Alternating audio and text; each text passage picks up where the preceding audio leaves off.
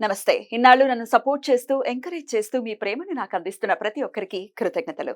అలాగే ఈ వీడియో కూడా ఖచ్చితంగా మీకు ఉపయోగపడుతుంది. లైక్, షేర్ అండ్ సబ్స్క్రైబ్ చేసి మీ సపోర్ట్‌ని నాకు అందించండి. అలాగే ఈ వీడియో పట్ల మీకున్న అభిప్రాయాన్ని కామెంట్ సెక్షన్‌లో కామెంట్ చేసి తెలియజేయండి. ఇప్పుడు వీడియోని చూద్దాం. నమస్తే. Welcome to our channel. నేను పద్మిని. ప్రస్తుతం మనతో పాటు ప్రముఖ ఆధ్యాత్మికవేత్త, వాస్తు జ్యోతిష పండితులు వైబీఎస్ఎస్ గిరిరావు గారు మనతో పాటు ఉన్నారు. మాట్లాడదాం. నమస్కారం అండి. నమస్తే అమ్మా. హస్త సాముద్రికం బోర్డు అయితే పెట్టారు. హస్త సాముద్రికం చాలా చాలా పెక్యులర్ సబ్జెక్ట్ డెఫినెట్లీ. అయితే చాలా మంది పెద్దవాళ్ళు చెప్తుంటారు, లేకపోతే ఇట్లా ఈ సబ్జెక్ట్ మీద అవగాహన ఉన్న వాళ్ళు కానీ చెప్పే మాట ఏంటంటే, ఎవరికి పడితే వాళ్ళకి చెయ్యి చూపించొద్దు, రేఖల్ని చూపించొద్దు అనే మాట కొంతమంది పెద్దవాళ్ళు చెప్తే నేను వినడం జరిగింది. ఆశ్చర్యం అనిపిస్తుంది. అంటే అలా చూపించొద్దు అన్నారంటే నిజంగా నిష్ణాతులైతే డెఫినెట్ గా రేఖల్ని బట్టి ఏమి జరిగి ఉండాలి, ఏమి జరుగుతుంది అనేది ఖచ్చితంగా తెలుస్తాయి అనేది కూడా నేను వినడం జరిగింది. వాట్ ఈస్ యువర్ ఒపీనియన్ అండి? మీరేమంటారు? హస్తం చూపించచ్చా? అందులో అంతర్గతంగా ఉన్న రహస్యం ఏంటంటే, చూపించకూడదు అనేది ఏంటంటే, జనరల్గా జ్యోతిష శాస్త్రం కానీ, సాముద్రిక శాస్త్రం కానీ, అంటే అంగ సముద్రం కావచ్చు, హస్త సముద్రం కావచ్చు, ఏదైనా కావచ్చు, ఈ చెప్పే వాళ్ళందరికీ ఏంటంటే కేవలం బుక్కిష్ నాలెడ్జ్తో చెప్తే ప్రిడిక్షన్ పార్ట్ కరెక్ట్ కాదు. సో వీళ్ళకేంటంటే ఒక సాధన కానీ, మంత్రసిద్ధి కానీ ఉండాలి, నిత్యానుష్ఠానంగానే ఉన్నవాళ్ళు మాత్రమే వీళ్ళకి స్ఫురణ అంటారు. మీకు సిక్స్త్ సెన్స్ అంటారు కదా, అలా స్ఫురణ వస్తుంది. ఆ వచ్చిన వాళ్ళు మాత్రమే చెప్తారు. చెప్పడం వల్ల ఏంటంటే వీళ్ళకి తెలియకుండానే ఈ సాధన చేసే వాళ్ళకి ఇంట్యూషన్తో పాటు కొంత మంత్రసిద్ధి ఉంటుంది, కొంత వాక్శుద్ధి కూడా ఉంటుంది. వాక్శుద్ధిని కూడా మెయింటైన్ చేయగలుగుతారు. దానివల్ల ఏమవుతుందంటే కొన్ని హస్తాలలో చెప్పగలిగినవి, చెప్పవలసినవి, చెప్పకూడనివి కూడా మాకు కనిపిస్తాయి. అప్పుడేంటంటే ఒకటి చెప్తే వచ్చే సమస్య ఏమిటంటే అది జరిగేటువంటి అవకాశం ఉంటుంది. అంటే వీళ్ళది కూడా తోడవుతుంది కాబట్టి దానికి. ఫ్యూచర్ అయితే అంటే చెడు అయితే ఇప్పుడు మంచివి అనుకోండి, జరగాలి కాబట్టి మన వాక్శుద్ధి కూడా కలిసి కాస్త మంచి అవుతుందిలే అని చెప్పొచ్చు. చెడు ఉన్నవి ఏంటంటే మనం వాళ్ళకి చెప్పటం వల్ల ఒకటి, రెండోది ఏంటంటే వాళ్ళకి తెలియకుండానే ఈ జపం అంటారు. జపంలో ఎందుకు ఫలితం వస్తుంది? రిపీటెడ్గా చేయటం వల్ల వస్తుంది. అంటే ఇప్పుడు జనరల్గా ఇప్పుడు మా తాతగారు ఒక ఆయన ఉన్నారు, మా అమ్మ వాళ్ళ నాన్నగారు. ఆయనకి ఎవరో జ్యోతిష్యుడు చెప్పాడు, నాయన నువ్వు 73 వేళకి వెళ్ళిపోతామని. ఆయన 72 ఏడు వచ్చినప్పటి నుంచి నేను 73 ఏళ్ళకి వెళ్ళిపోతాను, 73 ఏళ్ళకి వెళ్ళిపోతాను. దాని ఏంటంటే ఒక ఈ నిత్యానుష్ఠానం చేసుకునే వాళ్ళు అదే అనుకోవటం వల్ల ఏంటంటే అది ఫలదీకృతమయ్యేటువంటి అవకాశం ఉంటుంది. అంటే ఎక్స్టెండ్ అవుతుందేమో, ఏమో భగవంతుడు అనుగ్రహించాడని చెప్పలేం కదా. అండ్ ఇలా అనుకోవటమే దట్స్ నథింగ్ కాల్డ్ మేనిఫెస్టేషన్. అంతేనా? అందుకని ఏంటంటే కొన్ని ఏంటంటే ధార్మికమైనటువంటి హ్యాండ్ కాని విషయాల్లో కానీ, కొన్ని అధార్మికమైనవి మనకి ఇబ్బందికరమైనవి జరుగుతాయి అనుకున్నప్పుడు వాళ్ళ లైఫ్లో, అమ్మ చెయ్యి ఎవరికి చూపించబాక, నాయన ఎవరికి చూపించబాక అని చెప్పిన పర్పస్ ఏమిటంటే అది వాళ్ళకి తెలిసి రిపిటేషన్ కావటం ఒకటి, వీడు చెప్పి చెడు చెప్పటం ఒకటి, అలా దాని ఫలితాలు లేకుండా ఉండటం కోసం అందరూ ఇలా పెద్దరికంగా తీసుకుని ఏమి చెప్పాలి ఏమి చెప్పకూడదు డిస్క్రిమినేషన్తో చేసేవాడు ఉండడు కదా. రైట్.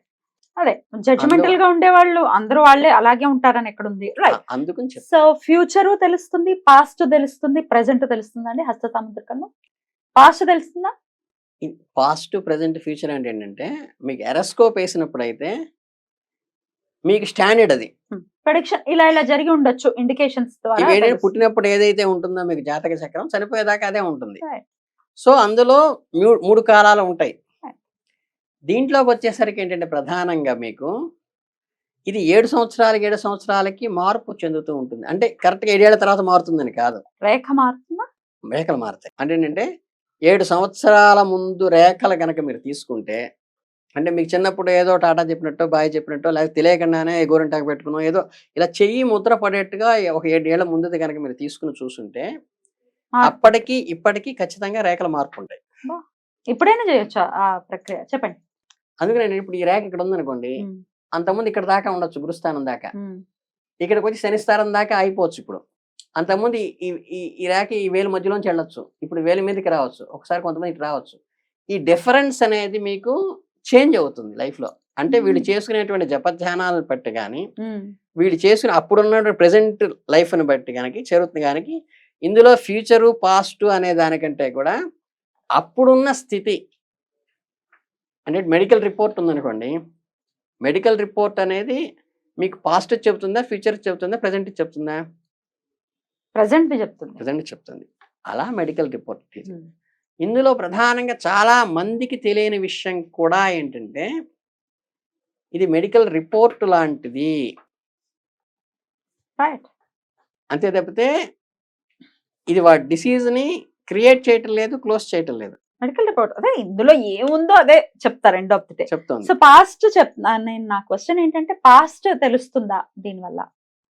పాస్ట్ ఏంటంటే ఈ జరిగిన జీవితం ఇప్పుడున్న రేఖలను బట్టి తెలుస్తుంది. ఉమ్, అంటే కొన్ని ఇప్పుడు మీకు ఇక్కడ ఒక గండం ఉందండి, జీవన రేఖ కట్ అయింది అనుకోండి, ఉమ్, అక్కడైతే గండం ఉంటుంది. ఉమ్, చిన్నప్పుడు చెప్తాము ఏమండి ఇన్నిళ్ళ వయసు వచ్చి, అంటే ఇక్కడి నుంచి ఇక్కడ దాకా 120 ఏళ్ళు వేసుకుంటే మణిబంధన రేఖల దాకా ఉమ్, ఈ వయసులో మీకు గండం ఉందని చెప్తాము. ఉమ్, తర్వాత వాడి జపధ్యానాల వల్ల కానీ, వాడు చేసిన మార్కండేయుడిలాగా వాడికి జరిగేటువంటి కార్యక్రమాల్లో గండం దాటొచ్చు. అది సన్నగా లైట్ గా గీత వచ్చేసిన తర్వాత వచ్చేసింది అనుకోండి, ఉమ్, ఆ గండం పీరియడ్ అయిపోయిన తర్వాత చూసారనుకోండి జాతక, గండమేం నీకు కనపడదు గండమేం కదా. లేదని Correct, చెప్తారు. correct. సో ఇది ప్రెసెంట్ సర్టిఫికేట్. సర్టిఫికెట్ అంతేనండి? లాగానే ఉపయోగపడుతుంది. Right, right. బ్యూటిఫుల్ అండి. అయితే ఈ డేట్ ఆఫ్ బర్త్ లేని వాళ్ళు ఈ హస్త సాముద్రికాన్ని ఎంతవరకు బేస్ చేసుకోవచ్చు? ఫ్యూచర్ ఎట్లా మరి? ఇప్పుడు మారిపోయే రేఖలకి ఫ్యూచర్ ఎట్లా ప్రెడిక్ట్ చేస్తుంది? చేయలేం కదా, ప్రెసెంటే కదా. అవును, ఇప్పుడున్న పరిస్థితుల్లో భవిష్యత్తులో ఏమవుతుందని చెప్పడానికి వీలవుతుంది. అంటే మీకు ఈ మధ్య అంతా స్మార్ట్ ఫోన్లు వాడుతున్నారు. స్మార్ట్ ఫోన్ వాడేటప్పుడు మీరు ఇక్కడి నుంచి పంజాగుట్టనో, అమీర్పేటనో, లేకపోతే రైల్వే స్టేషన్ అనో వెళ్తున్నారంటే, మీరు 10 కిలోమీటర్ స్పీడ్తో వెళ్తున్నారనుకోండి, అందులో మీరు ఇన్ని నిమిషాల్లో చేరొచ్చు అని చెప్తుంది. అవును. మీరు 60 కిలోమీటర్ స్పీడ్తో వెళ్తున్నారనుకోండి, ఇన్ని నిమిషాల్లో చెప్పొచ్చు అని చెబుతుంది. ఈ 60 కిలోమీటర్ స్పీడ్తో వెళ్ళేటప్పుడు ఇన్ని నిమిషాల్లో ఉంది కదా అని తర్వాత 10 కిలోమీటర్ల సిగ్నల్ పడి స్లో అయిన దగ్గరికి వచ్చి అక్కడ రీచ్ కాలేదా అంటే ఆ డిఫెక్ట్ అర్థమైంది కదా మీకు. జాతకానికి హస్తసాముద్రికానికి డిఫెక్ట్ ఏంటంటే అప్పుడున్న స్పీడ్ని బట్టి, నువ్వు అప్పుడు వెళ్తున్న స్పీడ్ని బట్టి ఇన్ని నిమిషాలకి ఇది రీచ్ అవుతామని చెప్తుంది, అనేది ప్రెడిక్షన్ ఉంటుంది. అందుకని ఏంటంటే కేవలంగా హస్త సాముద్రికం మీదనే మాత్రమే బేస్ అయి ఉండదు. పాస్ట్ ఫ్యూచరు కన్ఫర్మ్ గా చెప్పడానికి ఏంటంటే దీంట్లో ఉన్నది ఏంటంటే ఇవి మారుతూ ఉండటం వల్ల ఏంటంటే కొంత తెలుస్తుంది. రెండోది ఏంటంటే అది జరగబోయేది మాత్రమే ఇప్పుడు ఇక్కడ ప్రజెంట్ బట్టి చెప్తాం. అంటే మీకు ఇందా చెప్పాను సరే, ఏది మీకు it is a report, present report. ఈ రిపోర్ట్ను బట్టి మనం ఏం తెలుసుకోవచ్చు, వీడికి షుగర్ పెరిగిందా లేదా, బీపీ పెరిగిందా లేదా మాత్రమే తెలుసుకోవచ్చు. రిపోర్ట్ చించేశారనుకోండి, వీడికి షుగర్ బీపీ మారుతుందా అంటే మినిమం క్వశ్చన్ ఏంటంటే చెయ్యి విరిగిపోయింది యాక్సిడెంట్లో అనే క్వశ్చన్ కూడా వస్తుంటాయి పోదు కదా. అంటే రిపోర్ట్ ఉంటే రిపోర్ట్ని బట్టి బాబు ఇంత బీపీ ఉంది, ఇంత షుగర్ ఉంది, ఇంత లెవెల్స్ లో ఉన్నాయి ఉపయోగపడతాయి అంటే ప్రశ్నార్థకమే. చక్కటి విషయాన్ని తెలియజేశారండి. Thank you so very much. నమస్తే.